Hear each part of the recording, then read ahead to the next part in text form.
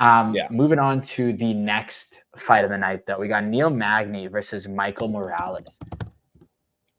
Michael Morales is a minus 900 favorite.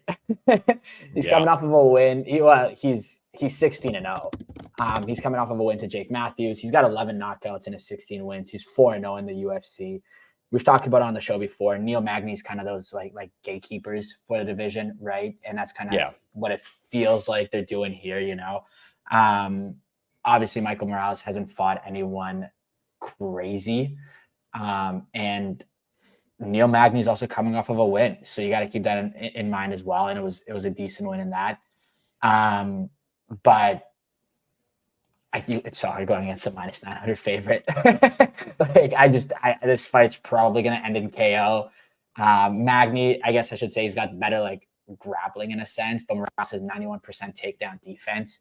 I think this one's got knockout written all over it.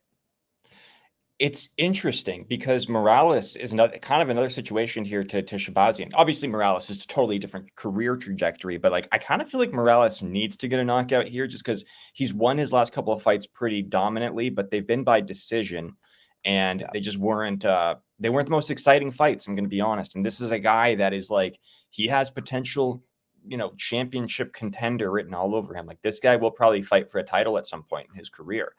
He looks really good and his good finish rate.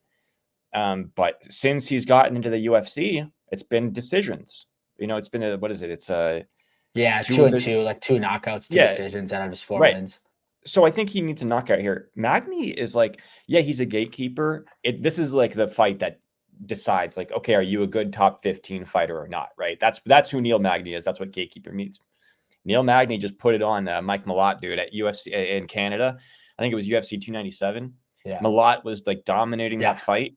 And then in like the third round, Magny just kind of just flipped the switch and used his grappling into his defensive grappling and then got his takedown and then just started beating up Mike Malott on the ground.